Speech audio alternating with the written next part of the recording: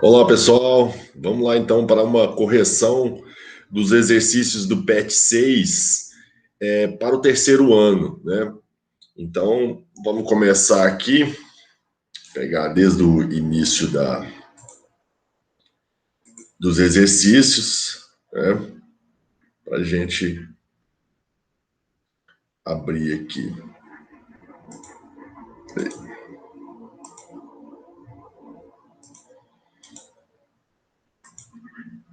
Ver se eu encontro aqui.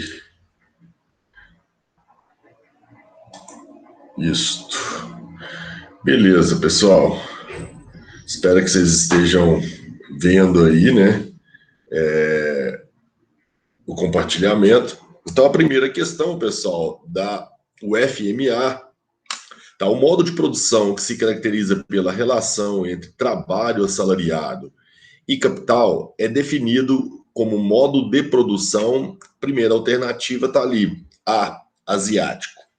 Não, pessoal, não é o asiático. O asiático ele se caracteriza muito por uma produção em que ela é concentrada toda na propriedade do Estado, né?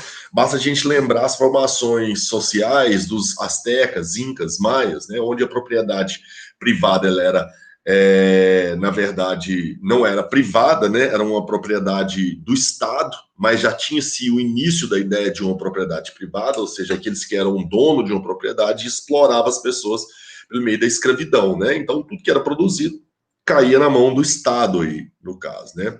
O B, camponês. Não, o sistema de produção camponês, né, ele não é caracterizado pelo regime assalariado, né? O campesinato ele era conhecido como algo quase que comunitário, né? As pessoas produziam aquilo que elas produziam, elas repartiam entre elas, né, para a sua sobrevivência. Não tinha esse lastro entre capital e trabalho assalariado.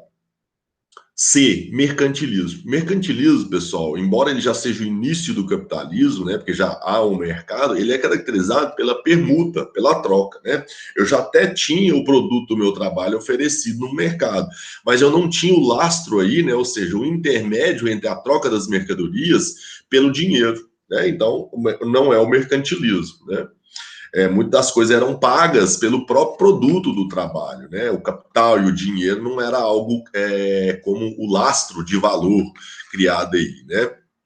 O SEIC, então, né, que é a resposta correta, é então a alternativa D, que é o sistema capitalista.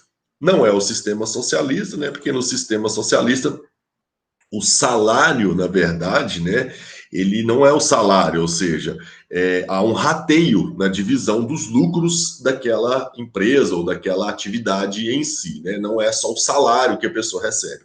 Teoricamente, no socialismo, há uma divisão igualitária dos lucros ou dos produtos do trabalho, né?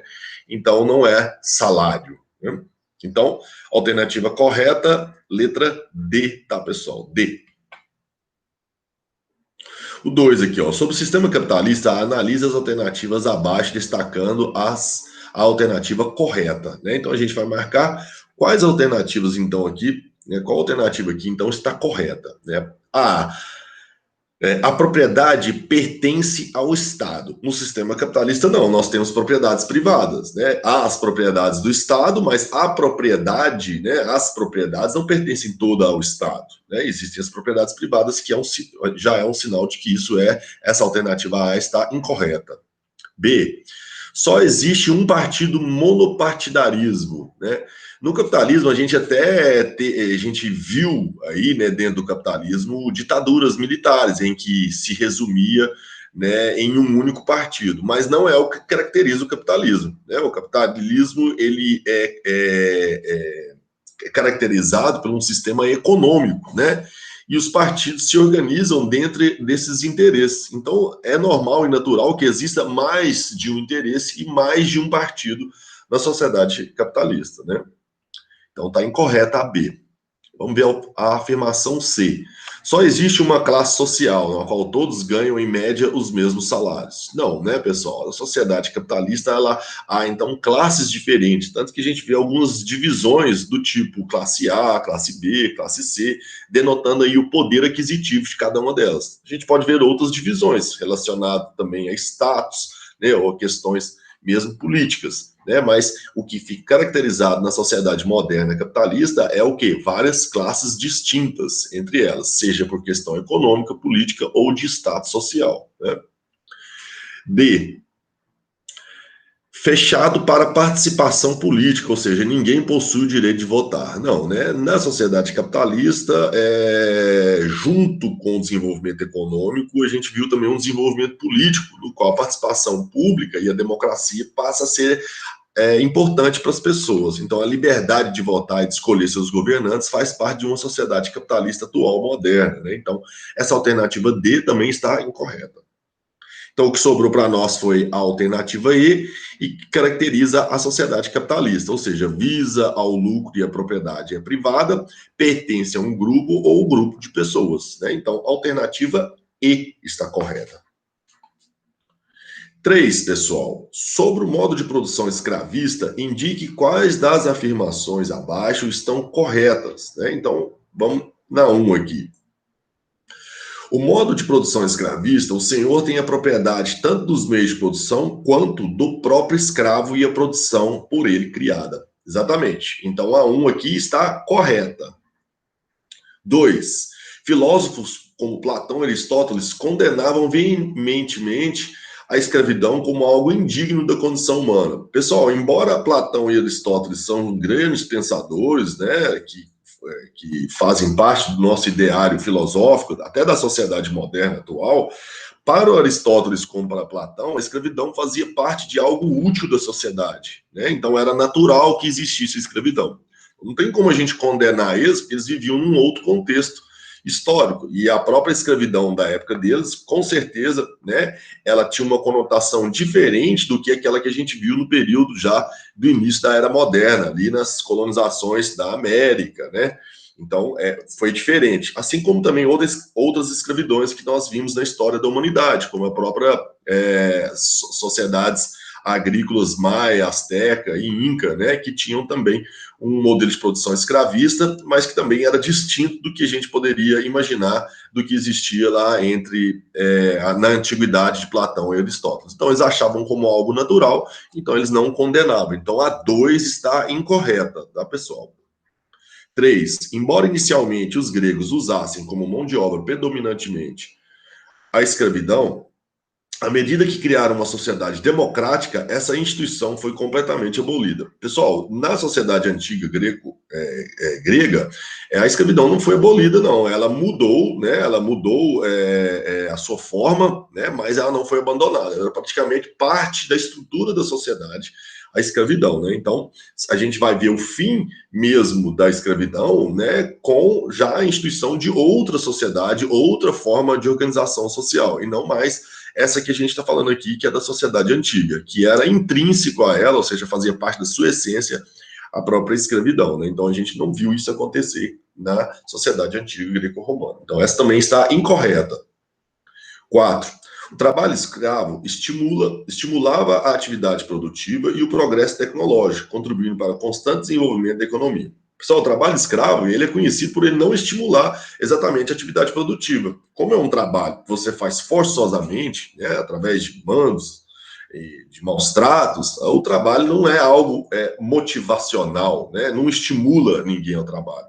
E muito menos a criatividade, né, para você desenvolver tecnologias. Então, o trabalho escravo não ajuda na produtividade, né, nem no constante desenvolvimento da economia. Agora, de fato, a gente falar que a escravidão foi o fundamento básico para o desenvolvimento da economia. Isso é verdade, né? Agora, não posso dizer que ela estimula a atividade produtiva e contribui para o constante desenvolvimento da economia, né? Aí já é um exagero, né? Então, a alternativa que nos resta aqui, verdadeira, é a alternativa D. Então, pessoal, D é a alternativa correta. Apenas a afirmativa 1 está correta. Agora, então, vamos para a segunda semana. A gente corrigiu os exercícios da segunda semana. E essa segunda semana, pelo que eu vi aqui, eles falaram dos clássicos, né? E aqui está a primeira atividade da Unicentro, que fala: Max Weber, um dos fundadores da sociologia, tinha amplo conhecimento em muitas áreas afins a essa ciência, tais como economia, direito e filosofia. Assim, ao analisar o desenvolvimento do capitalismo moderno, buscou entender a natureza e as causas da mudança social. Em sua obra existem dois conceitos fundamentais, ou seja, então, pessoal, essa é uma questão que você tem que conhecer a matéria do Max Weber, né? Típicas questões que a gente vê presente nas provas da UF, por exemplo, são provas conteudistas. Não tem jeito de você extrair do texto aqui, do enunciado, a resposta. Então você tem que saber. E para isso, a alternativa correta aqui, pessoal, é a letra E, né? O Weber, ele desenvolve, né, dois tipos ideais para definir aquilo que ele via na sociedade, que é a ação social, né, que parte do indivíduo, seus sentidos de compreensão da sociedade, e a racionalidade, ou seja, uma característica que para ele é a principal da sociedade moderna. Né? Esses outros aqui, pessoal, cultura e tipo ideal é dele, cultura não. Classe e proletariado é mais do Karl Marx, né? Anomia e solidariedade, Durkheim. Fato social é Durkheim e burocracia Weber, né? Então, aqui, ação social e racionalidade são dois conceitos só do Weber, né? Então, a alternativa correta é aí, tá? 2. A ética protestante e o espírito do capitalismo é um dos trabalhos mais conhecidos e importantes de Max Weber. Nessa obra, o autor evidencia o papel do protestantismo na formação do comportamento típico do capitalismo ocidental moderno. Weber estabelece algumas características da doutrina sobre o desenvolvimento do capitalismo. Essas características têm como base a alternativa A. Os valores do protestantismo, como a disciplina, a ascética, a poupança, a austeridade, a vocação, o dever e a propensão ao trabalho, atuando de maneira decisiva sobre os indivíduos para a formação de uma nova mentalidade, um ethos propício ao capitalismo. Pessoal, essa é a alternativa correta, tá? Essa é a alternativa que diz respeito sobre o enunciado dessa questão aqui em si, falando sobre a ética protestante e o espírito do capitalismo. Então, ela fala sobre a disciplina ascética, ou seja, aquela coisa, né, que afasta do hedonismo, mais ligada a uma racionalidade objetiva, né? A poupança, né, a austeridade, ou seja, você ser correto em todas as ações suas que você tem durante o dia, principalmente ao trabalho, né, como algo que é vocacional seu, né, você vai ao trabalho com uma propensão interna, né, para o trabalho. Então é isso, né? B aqui, vamos descaracterizar as outras. Por que a B, a C, a D e a E estão incorretas? A motivação do protestante, que segundo Weber é o lazer, não é o lazer, é o trabalho, né? Então aqui está errado. Vocação, indisciplina e o dever. A indisciplina aqui é o que torna incorreta a C. D. Os valores do catolicismo, não é do catolicismo, é do protestantismo, né? Presentes nos indivíduos que revelam a tendência ao racionalismo econômico que predomina no capitalismo. Então, aqui, se trocasse para o protestantismo, até estaria correto. Então, o catolicismo aqui é que está errado, segundo a doutrina do Weber. E a disciplina voltada para a construção de condutas de comportamento exteriores aos indivíduos. Não era uma disciplina voltada para criar comportamentos exteriores aos indivíduos. Na verdade, era algo que fazia parte da vocação do indivíduo. Então, é algo que tinha que estar ligado de dentro do indivíduo, né? Então, o quê? Aquele que tinha a vocação para o trabalho já era predestinado à salvação. Então, é algo que está interno a uma conduta interiorizada pelo indivíduo, né? Que ele compreende aquilo como um valor para a sua própria vida, né? Então, a alternativa E está incorreta devido a essa exterioridade, né? Que não é comportamental, que não é o que o Weber falava. 3, da FCC. O conceito de mais-valia está relacionado à valorização do trabalho. É um conceito de Marx. Ó. Pessoal, aqui ficou meio estranho, né? Está relacionado à valorização, né? A valorização do trabalho. Na verdade, a mais-valia é a extração de um valor do trabalho. Né? A afirmativa que ficou meio confusa, mas a afirmativa correta é a A, porque esse conceito de mais-valia, ele é do Marx, né? Não é do Taylor, não é do Durkheim, não é do Weber e nem do Malinowski. Então, é outra questão conteudista. Você tem que saber o que o Marx fala para você falar, não, peraí, mais-valia é Marx que fala disso. Né? Ficou só confuso aqui o conceito de mais-valia está relacionado à valorização do trabalho. Né? Pela ideia do Marx, seria até uma forma de desvalorizar o trabalho, né? Mas o conceito aqui, pessoal, é do Marx, tá? Então, 3, alternativa A. 4, Fumark, 2013. Em relação ao pensamento sociológico de Emile Durkheim, não, né? Presta atenção nisso, ó, não é correto afirmar, né? Então, nós vamos procurar a errada. Todas estão certas. Vamos procurar qual está errada, né? Não é correto. A solidariedade orgânica, na A aqui, está falando, se dá pela semelhança entre indivíduos e funções que eles desempenham na sociedade. Pessoal, na solidariedade orgânica, o que caracteriza é a diferenciação entre os indivíduos e não a semelhança, né? Então, essa aqui já é a alternativa que nós devemos marcar. É a que é a incorreta e é a que nós devemos marcar. A que não é correta, né?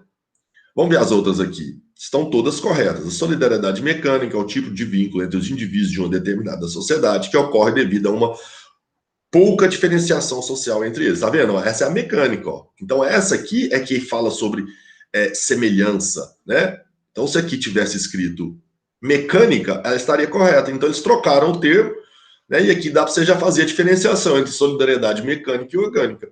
A orgânica há uma diferenciação entre os indivíduos, e na mecânica há uma semelhança entre os indivíduos.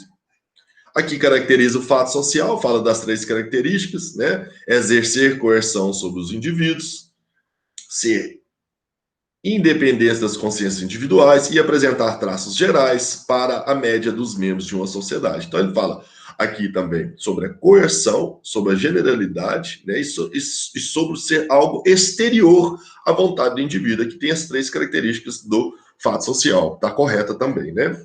E a D aqui, nas sociedades industriais, pode-se observar que os indivíduos são diferentes, porque não são todos socializados do mesmo modo, ou no conjunto das experiências da sociedade, e nem isso seria possível, né? Então, alternativa aqui a marcar, a incorreta é a A. Vamos seguir. Semana 3, vamos lá para os exercícios. Aqui está falando sobre os modos de produção. É muito importante, cai sempre no vestibular. Vamos ver aqui, ó. As inovações na organização do processo de produção, desenvolvidas a partir do fim do século XIX, no início do século XX, ficaram conhecidas a partir da derivação dos nomes de seus principais expoentes, Frederick Winslow Taylor e Henry Ford.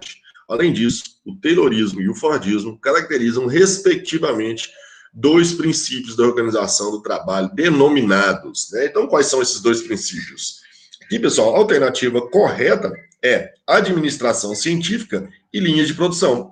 A administração científica ela é conhecida pelo Taylor, né? Quem faz administração ou curso de administração provavelmente vai saber que o pai da administração científica é o Taylor, que ele passa a organizar, então, o modo de produção, cada um na sua função, né? Com uma hierarquia mais ou menos, né? Olhando e otimizando o tempo de trabalho, fiscalizando o melhor trabalho possível. Então, isso seria a administração científica. Já o Ford, o que ele faz? Ele ganha mais tempo, ele dinamiza a produção, né? E a partir disso ele cria as linhas de produção. Aquelas mesmas que a gente vê no filme do Chaplin, que ele começa a trabalhar intensamente e fica até meio que automatizado, trabalhando naquela linha de produção, em que o tempo do trabalho já é imposto pelo próprio ritmo do relógio, não mais humano, né? Então as linhas de produção são uma inclusão tecnológica do Ford, né, que potencializou a produção, tornando a produção em massa, em larga escala, e a administração científica do Taylor é a organização de trabalho, otimizando o tempo, trabalho, função, né, dos próprios trabalhadores. Então, a alternativa correta é a B. Empirismo em produção artesanal, não. Né, administração científica e células de produção, também não. Administração empírica e linhas de produção, também não. Administração emotiva e produção. É engraçado que eles inventam uns termos só para tentar enganar. É administração emotiva, né? Vai administrar as pessoas de forma emocional. Chega a ser engraçado. Pessoal, essa alternativa é outra também conteudista. Se você não sabe sobre a matéria deles, fica difícil você responder. Aqui fica difícil até eu excluir o porquê que está errado. Está errado porque é absurdo as afirmações, né? Não tem como nem eu te falar. Células de produção já é uma coisa mais moderna, né? Essas células de produção a gente vai ver já mais no toyotismo, né? Administração empírica, isso aqui é um termo que eles criaram só para confundir a gente, ó. Administração empírica, administrar a experiência vivida, né? Então, assim, não tem muito. Então, a alternativa correta aqui, pessoal, é a B. Administração científica e linhas de produção. 2. Ao adotar a linha de montagem, Henry Ford pretendia baratear a produção de automóveis, para que se tornasse uma mercadoria comum a ponto de um operário de sua empresa poder comprar o produto. O primeiro modelo produzido em uma linha de montagem ficou mundialmente famoso. Este modelo era o Ford T. Só esse aqui era o modelo, Ford T. Só uma curiosidade, Ford T só tinha uma cor, ele era mais barato que a carroceria dele era de madeira, né? Tendo uma cor, eles não precisavam ter mais de uma forma na produção, né? Ou seja, tem uma repartição só para a cor vermelha, uma repartição só para a cor amarela. Não, eram todos eles pretos. Então facilitava a produção, na ideia então de que o próprio produto do trabalho pudesse ser consumido pela massa de trabalhadores. Quem é a maioria das pessoas numa sociedade moderna? A massa de trabalhadores. O que o Ford pensava? Se a massa de trabalhadores comprar o produto do próprio trabalho, além de eu democratizar o consumo, eu vou promover um consumo geral na sociedade. Então, a sociedade como um todo vai consumir, né? Então, a ideia dele foi realmente revolucionária. A pena que isso não se manteve pelo tempo. Se você for ver hoje uma montadora da Mercedes, provavelmente o cara que monta uma Mercedes não tem o dinheiro para comprar uma Mercedes, né? Óbvio que não, né? 3. Com a implantação do toyotismo, houve uma sensível alteração nos sistemas produtivos industriais. Então, saiu do Fordismo e entrou o toyotismo. Já é mais moderno esse modelo de produção. Então, vamos ver as afirmativas aqui. A. Abandonar a produção massiva e adotar uma produção flexível. Essa aqui está correta, pessoal. Justamente porque a produção massiva, ela corria o risco de não vender e aí tinha as quebras de estoque de superprodução. Meu estoque cheio de mercadorias sem ter circulação, sem ter venda, sem ter saída, e é isso aí quebrava. Então, adotaram um modelo de produção flexível, ou seja, produzir pela demanda, né? Que não era tão rígido, justamente porque atendia às demandas, e por isso evitava, então, as crises de superprodução e de estoques de mercadorias ali sem venda. Vamos ver as outras alternativas. Trocar a execução de serviços automatizados por trabalhos mecânicos, não, é o contrário, né? Automatizaram, né? Robôs, a robótica, a mecatrônica entra em cena, né? No toyotismo. C. Intensificaram e dinamizavam a dinamização para a ampliação dos sistemas de estocagem. Não, foi o que eu falei, né? Eles pararam a não trabalhar com estoques, né? Estoques enxutos, limpos, para evitar as quebras de estoque. D. Diminuíram os gastos com os meios de produção. Não, eles investiram pesado, eles desenvolveram robôs para trabalhar para eles, né? E investiram na formação dos trabalhadores. Investiram sim, né? Hoje, pessoal, há uma preparação, né? As grandes empresas hoje, se você for trabalhar, eu já trabalhei na Renner, por exemplo, lá eles já tinha essa ideia. Então, a gente foi mandado para Campinas, ficamos lá 2 semanas em treinamento para você trabalhar de acordo com aquilo que a empresa quer. Então, as empresas hoje, as grandes empresas hoje, elas investem nessa preparação do trabalhador, né, para que ele trabalhe do modelo, da forma com que eles querem. Então, eles veem o seguinte: bom, é melhor investir nisso aqui, mas que eu não perca lá na frente, que ele trabalhe dentro de um padrão que vai nos trazer lucro, né, do que eu colocar ele de qualquer maneira na produção, e isso aí, no decorrer do tempo, vai me trazer problemas futuros, né, intermitentes. Então, até muitas vezes eles gostam de pessoas sem currículo nenhum, né, que nunca trabalhou em lugar nenhum, porque lá eles vão preparar o indivíduo para isso. Nenhuma das alternativas também está incorreta. Então, a alternativa correta é a A aqui, tá, pessoal? Então, aqui para a gente completar, e aqui para completar, pessoal, ficou o seguinte.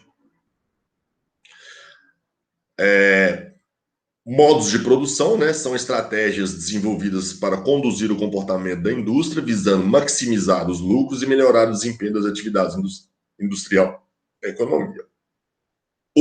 Aí fala aqui, Japão, né? Então provavelmente é o toyotismo, né? Toyota, Japão.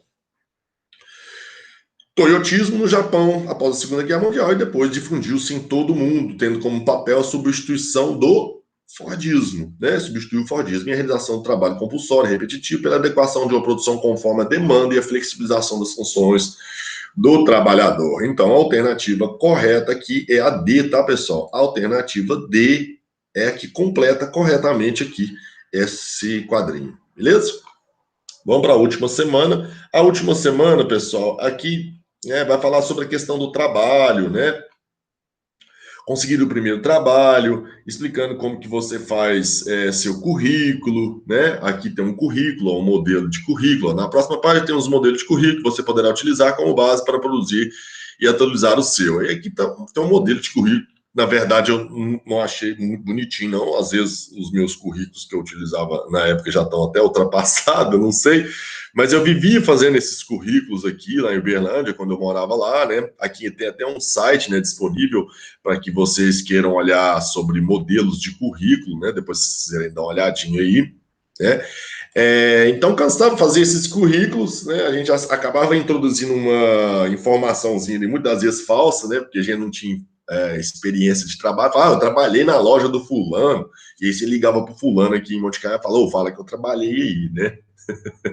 aquela aquela mentirinha branca, né, para arrumar trabalho, para um intuito positivo, né, e acabava que até dava certo, né, então trabalhei em lojas lá em Uberlândia, né, trabalhei 5 anos no shopping, trabalhei em um monte de lugar lá em Uberlândia, em agências, né, de publicidade lá, de propaganda e de modelo, trabalhei em muitas coisas lá, e sempre tinha que confeccionar esses currículos, né, e colocar suas qualificações, formação educacional, experiência de trabalho, né, então tudo isso envolve a sua ansiedade para arrumar trabalho, né? Um monte de coisa. Então, o que consiste essa atividade aqui? Ó? Tá falando aqui, o mercado de trabalho é um grande desafio, seja para um jovem ou para alguém com experiência.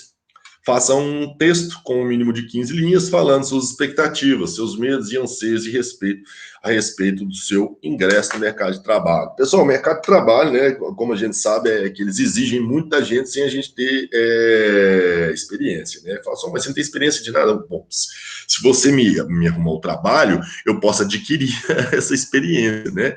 Então, quando você sai do terceiro ano, né, e vai às vezes buscar alguma coisa na área da sua universidade que você está fazendo, e às vezes você não encontra, né? A maioria das vezes a gente não encontra, né? A maior parte do tempo que eu estudava lá na UFO, lá em Uberlândia, eu trabalhava no shopping, vendia roupa, ou seja, eu era estudante de sociologia e não estava dando aula de sociologia, até porque não conseguia. Os cursinhos lá, a maioria deles já tinham fechado seus quadros de professores, né? E na verdade eu comecei a monitorando, né? Eu ia lá na época que eu era estudante de pré-vestibular, é que eu trabalhava para eles. Então, eu fazia monitoria e tirava uns trocados ali, que comecei mais ou menos a ter uma noção do que seria dar aula. Mas na época de estudante. E aí, depois que eu entrei na faculdade, para eles já também não era interessante mais me contratar, porque eu fiquei no meio do caminho. Primeiro, que eu não tinha a experiência de um professor, mas também já não poderia mais me encaixar naquela posição de monitor, porque eu já não era estudante ali mais, eu teria que ter uma relação de trabalho, um vínculo, que para o cursinho naquele momento não compensava, né? Então eu fiquei naquele meio do caminho. Eu não era formado em sociologia, mas também não era estudante para fazer a monitoração. Então o que me restava a maioria das vezes era procurar emprego no mercado geral, né? E eu encontrei no shopping. Normalmente, shoppings contratam pessoas dispostas a trabalhar sem feriados, né, sem finais de semana e tudo mais, né? Mas como eu não tinha esse problema, sempre gostei de ter o meu dinheiro próprio, de ter uma certa independência, né, com relação aos gastos. Lógico que meu pai sempre me ajudou, mas eu tinha essa coisa de sempre, né? Desde quando eu cheguei em Uberlândia, lá dos 16 para 17 anos de idade, eu já arrumei meu emprego lá, já comecei a trabalhar desde cedo. Nunca deixei de trabalhar em Uberlândia nos meus 13 anos que eu morei lá, né? Bicicletinha para cima e para baixo, né? Não tinha automóvel, eu não gostava muito de ônibus, dessa coisa de ficar esperando em ônibus, então eu tinha minha bicicleta. Pegava minha bicicletinha, cascava fora e rasgava aquele Uberlândia e para tudo quanto é lado, né? E a gente enfrenta medos, né? Vou formar, e depois você forma, você não sabe qual que é o seu destino, se você vai continuar na sua carreira ou não, se você vai dar aula, se você vai fazer um mestrado, né? Eu já tinha filho já na capanga, não tinha jeito de eu continuar estudando, fazendo um mestrado, eu tive que já começar a trabalhar desde logo, então a minha saída foi entrar nas escolas novamente, né? Então, pessoal, escrevam isso, as experiências, né? Passe aí um pouco daquilo que vocês sentem com relação a essa questão, né, de trabalhar num local da sua área, ou como vai ser, você vai montar esse currículo aí, né, relacionado a essa área sua de trabalho, né? Então, isso aí é muito pessoal, espero que vocês consigam criar aí algo que seja voltado para esse mercado de trabalho, né? Não é muito fácil, pessoal, né? Porque a gente enfrenta essas expectativas, medos e anseios, né, sobre o mercado de trabalho, mas faz parte da nossa formação, né, do nosso desenvolvimento como cidadão na sociedade moderna, né, pessoal? Então, vou parar aqui a projeção, vou voltar aqui, pessoal. Fica aí, então, a correção para vocês. Logo que vocês já forem concluindo o PET 7, né? Eu volto aqui para corrigir e gravar para vocês a correção. Tá bom? Até mais, pessoal. Até uma próxima. E façam exercícios físicos, tá bom? Não parem de fazer exercício físico. Então, sempre, ó, mente sã, corpo são, né? Sempre unindo aí, né? E não esquece de rezar, não, porque a gente precisa desse corpo, mente e espírito, né? Regados sempre aí. Tá bom, pessoal? Até a próxima. Tchau, tchau.